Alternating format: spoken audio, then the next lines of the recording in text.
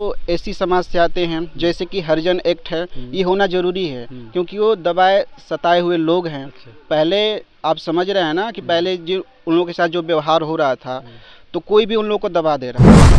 जाएंगे बॉर्डर पर लड़ेंगे 4 साल, फिर आ जाएंगे घरे, फिर भैंस वैंस चराएंगे। जवानी में जाएंगे, जवानी में आएंगे, जवानी में, और फिर आगे कैसे होगा। पापा रहती थी तो हम लोग को रोजगार हर साल देती थी, सरकारी जॉब वो भेजती थी।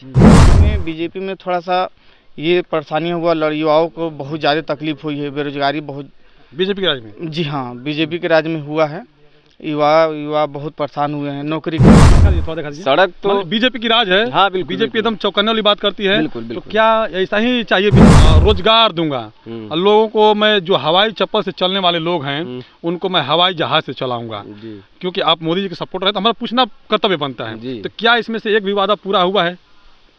सर वादा जो भी कहें वो पूरा नहीं हुआ है। हमारे लिए हिंदू मुस्लिम सिख ईसाई सब भाई हैं, सब भाई भाई। और हम लोग क्षेत्र से आते हैं कमसार से, जो कि थाली में खाना खाते हैं। थाली में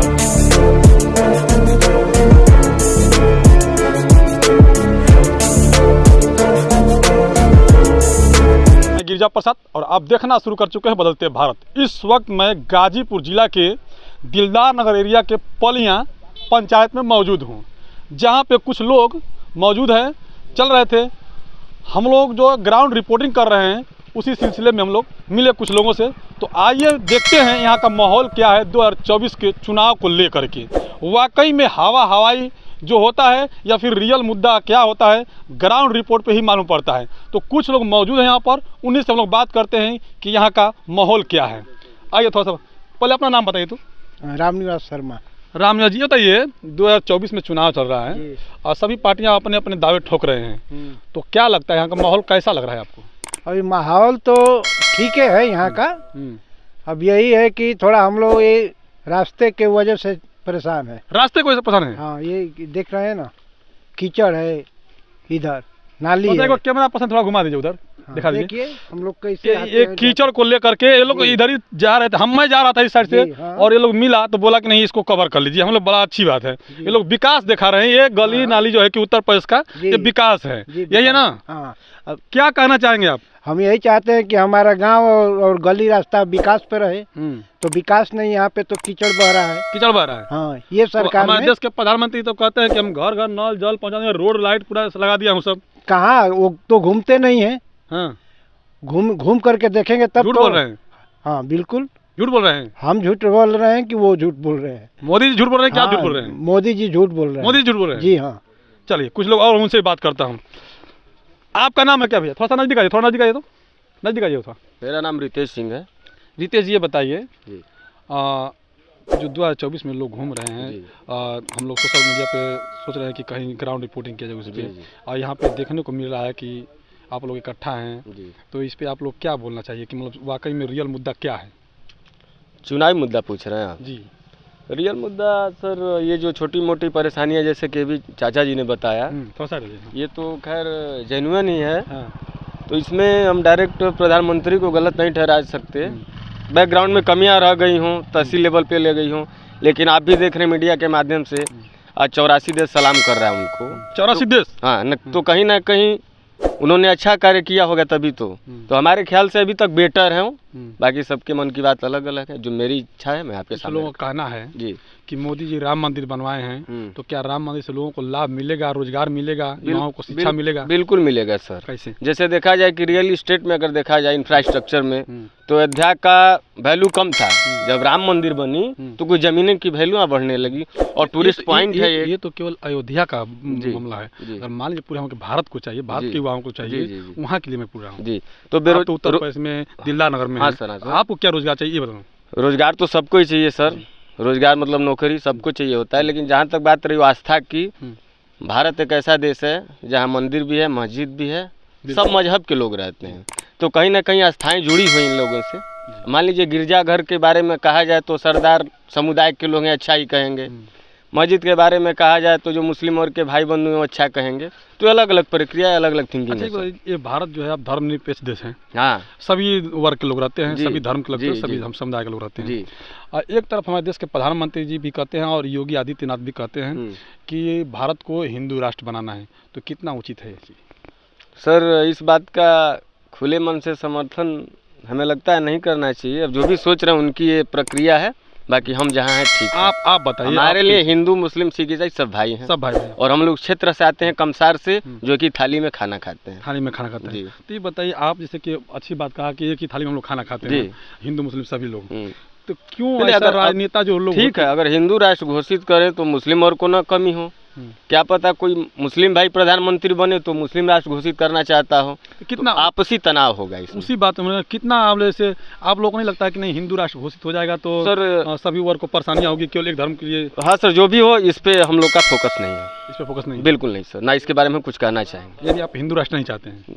ये हम नहीं कहे, हम मतलब इस पे कुछ कहना नहीं चाहते हैं। थोड़ी सी हाइपोथेटिकल क्वेश्चन हो गई इसलिए बस। अच्छा, सभी पार्टियां आती है, हमारे देश के प्रधानमंत्री भी आए थे 2014 में, उन्होंने कहा कि 2 करोड़ युवाओं को नौकरी दूंगा हर साल, प्लस 15 लाख रुपया दूंगा खाते में, रोजगार दूंगा, और लोगों को मैं जो हवाई चप्पल से चलने वाले लोग हैं उनको मैं हवाई जहाज से चलाऊंगा। क्योंकि आप मोदी जी के सपोर्टर है तो हमारा पूछना कर्तव्य बनता है, तो क्या इसमें से एक भी वादा पूरा हुआ है? सर वादा जो भी कहें वो पूरा नहीं हुआ है, लेकिन कुछ आप हट के देखें, अभी अध्ययन करना बाकी है, तो काफी कुछ विकास हुआ है, वही चीज है।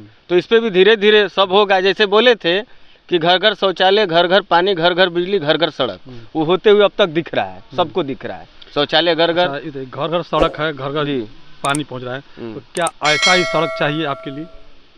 नहीं सर, ऐसा नहीं चाहिए। सड़क थोड़ा सा दिखा दीजिए। सड़क तो बीजेपी की राज है। हाँ बिल्कुल, बीजेपी एकदम चौकन्ने वाली बात करती है। बिल्कुल, बिल्कुल। तो क्या ऐसा ही चाहिए बीजेपी की सरकार में? नहीं सर, तो ये तो बोले कि यहाँ पे ग्राम प्रधान जी थोड़ा सा हस्तक्षेप करेंगे तो बेहतर हो जाएगा। बेहतर हो जाएगा। हाँ चलिए, कुछ लोग और उनसे भी बात करते हैं। बिल्कुल सर। थोड़ा इधर, आपका नाम क्या है? मनीष कुमार। भैया ने कहा कि बीजेपी की सरकार है, बीजेपी सरकार बेहतर काम कर रही है, लेकिन उन्होंने ये नहीं कहा कि कितने लोगों को रोजगार दिया। मैंने सवाल का नाम भी रखा क्योंकि मेरा काम यह है कि जो पार्टी को आप वोट देंगे तो किस बेस पे देंगे, क्यों देंगे, जानकारी होनी चाहिए इस बात को। इसी मुद्दे पर हम लोग आए हैं।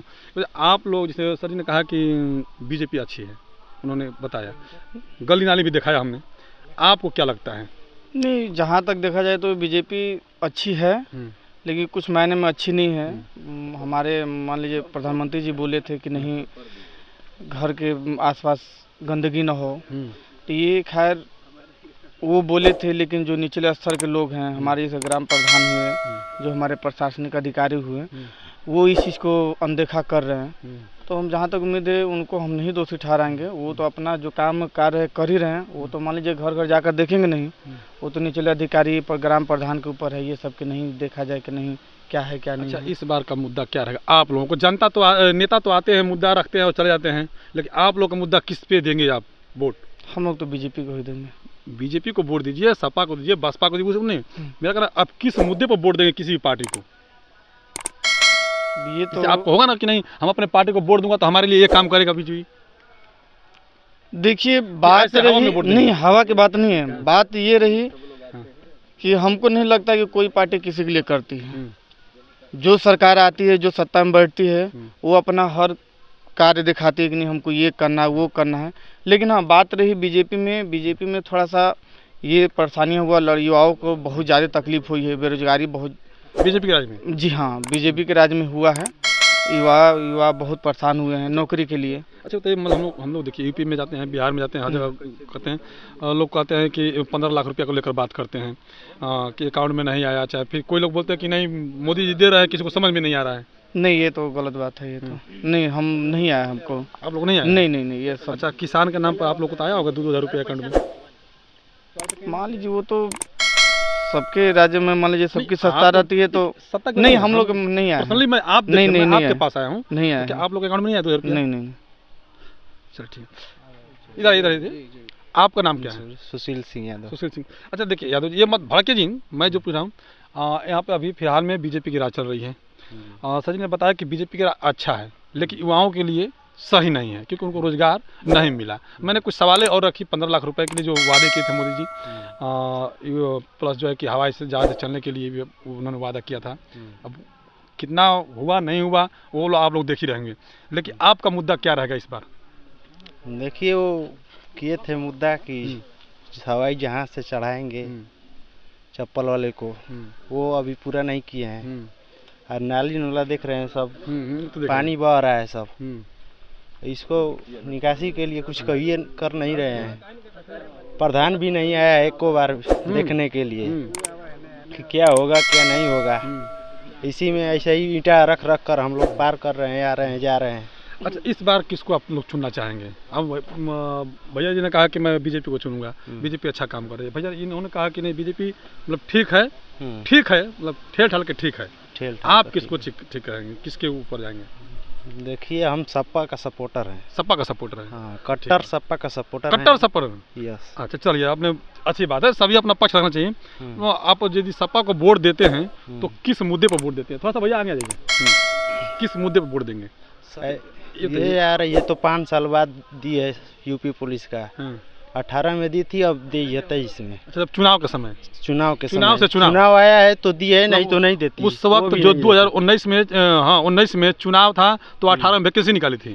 अब फिर 2024 आया तो फिर वैकेंसी निकाले हैं। फिर वैकेंसी दी है तो क्या है, वैकेंसी सक्सेसफुल हो जाएगा?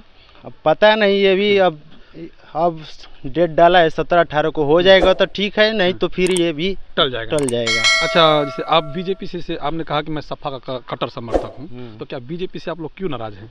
क्योंकि वो भी समाज से आते हैं मोदी जी हमारे। देखो वो लोग सब खाली राम मंदिर के मुद्दे पर वो बात करते हैं बस। आपका राम मंदिर नहीं चाहिए? राम मंदिर चाहिए, वो तो ठीक है, राम मंदिर ठीक है।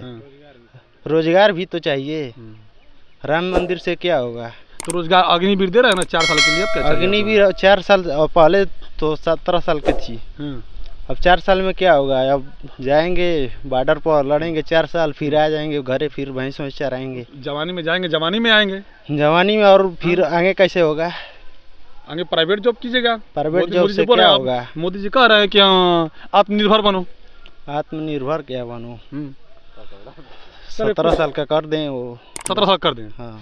चलिए कुछ लोग और उनसे बात करता हूँ। थोड़ा इधर आपका नाम क्या है? जी, सुनील कुमार शर्मा पड़ेगा मेरा नाम। सुनील जी ये बताइए, भैया जी ने कहा कि मैं सपा को वोट मारता हूँ, उन्होंने सपा को चुनने के लिए की। भैया ने कहा कि मैं बीजेपी को चुनूंगा। देखिए सबका अपना अलग अलग ओपिनियन है। जी बिल्कुल, इसमें तो सबका अपना अपना राय है, इसमें कौन क्या कहेगा। जी आपका क्या ओपिनियन है? जैसे कि आपने क्या मुद्दे पर 2024 में देख रहे हैं कि वाकई में किस मुद्दे पर हम लोगों को वोट देना चाहिए? वाकई में देखिए मुद्दा बहुत है, आप देख ही रहे हैं। जिस गांव से हम बिलोंग करते हैं वहाँ तो इसमें मोदी जी का कोई गलती नहीं है, ये गलती है निचले स्तर का अधिकारियों की। जैसे कि सीएम हेल्पलाइन नंबर बनाया गया 1076, अपने गांव की मतलब एक नॉर्मल सा नाली के लिए मैं बात किया था, लगभग 2 महीना पहले बात किया था।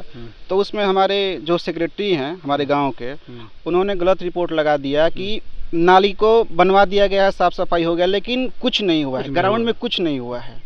अच्छा, तो इन सब चीज़ों के लिए हम प्रधानमंत्री को और बड़ी पार्टियों को, जो भी बड़े लेवल के अधिकारी, उनको दोषी नहीं ठहरा सकते। अच्छा बताइए, आप वैसे ओबीसी समाज से हैं? जी। ओबीसी समाज से हमारे देश के प्रधानमंत्री नरेंद्र मोदी जी आते हैं जी। और वो एक बात उसमें कहते हैं आरक्षण को लेकर के पूरा मतलब कि लोग सभी पार्टियां जो है कि आरक्षण पे खिलाफ हो गई, और मोदी जी का है कि वो मतलब आरक्षण जो है कि जो देना चाहिए था 60% के, वो हिसाब से वो लोग नहीं दिए। 10% जो अपर कास्ट को दिए, जिसे स्वर्ण समाज कहते हैं उसे। तो कैसा लग रहा है आप लोग को उस पर? नहीं, ठीक है, जो भी कर रहे हैं बढ़िया है, इसमें किसी को आपत्ति नहीं होनी चाहिए। जी। अच्छा, ऐसा लगता है कि जैसे कि आरक्षण सभी को बराबर कर देना चाहिए? नहीं, देखिए जो पहले से डॉक्टर भीमराव साहब, डॉक्टर अंबेडकर जो हैं, उन्होंने बनाया है तो कुछ सोचिए, ऐसा तो बना नहीं दिया है। नहीं बनाया गया है। जो एसी समाज से आते हैं, जैसे कि हरिजन एक्ट है, ये होना जरूरी है, क्योंकि वो दबाए सताए हुए लोग हैं। पहले आप समझ रहे हैं ना कि पहले जो उन लोगों के साथ जो व्यवहार हो रहा था, तो कोई भी उन लोगों को दबा दे रहा था। लेकिन इस एक्ट के तहत कुछ ना कुछ दिमाग में खौफ रहता है कि कहीं ना कहीं हमारे ऊपर हरिजन एक्ट लगेगा तो फिर हमारी डर सता रहा है कि कहीं छेड़खानी करेंगे या कुछ करेंगे तो हमको एक्ट में फंसा दिया जाएगा, जेल में चले जाएंगे। जी, इसका डर रहता है वो लोग। बिल्कुल डर रहता है। इससे आप मतलब कि इस जो नहीं जो भी है सही है, इसको खत्म नहीं करना चाहिए। आरक्षण सही है। जी। अच्छा, जो ओबीसी जनसंख्या इस वक्त जो है कि बिहार में जनगणना हुआ तो वहाँ पे लगभग 60% हो गए ओबीसी। तो क्या उत्तर प्रदेश में तो जनगणना नहीं हुआ, यहाँ पे कैसा लग रहा है ओबीसी समाज के लोग?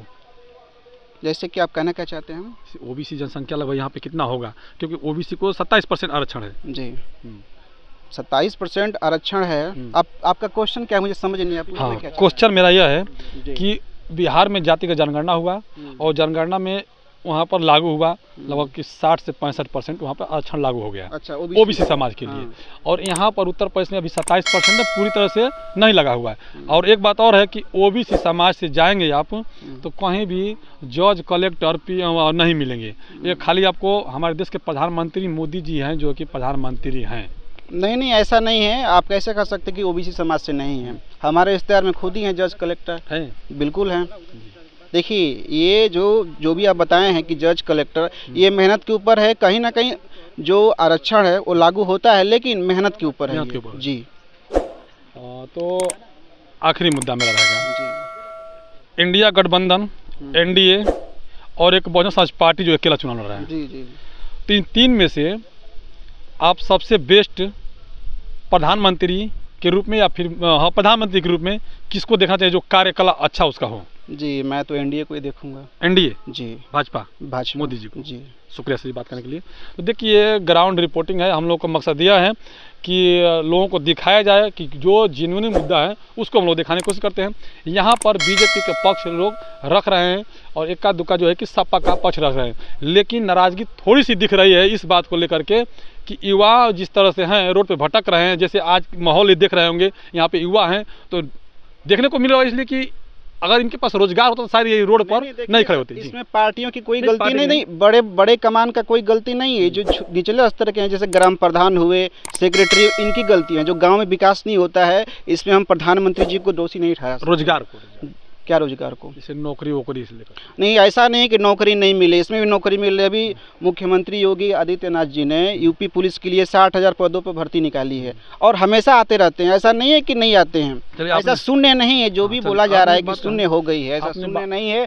नौकरियां मिल रही हैं, आज भी नौकरियां मिल रही हैं। एक बात और निकल के आ रही है, उत्तर प्रदेश में लगभग 60,000 शिक्षकों पर लाठियां चार्ज की गई जो अपने हक अधिकार के लिए लाए गए थे। क्या कितना उचित लगता है ये चीज़? नहीं, देखिए, कहीं ना कहीं उन लोगों की भी गलतियां रही होंगी जी। ऐसा कोई मतलब बिना बेवजह कोई लाठियां नहीं चलाता है जी। बाकी आप लोग इनके बातों से, जो जितने लोगों से मिला मैं, आप लोग किस नज़र से देखते हैं अपना प्रतिक्रिया जो है कि कमेंट बॉक्स में जाकर देखिएगा।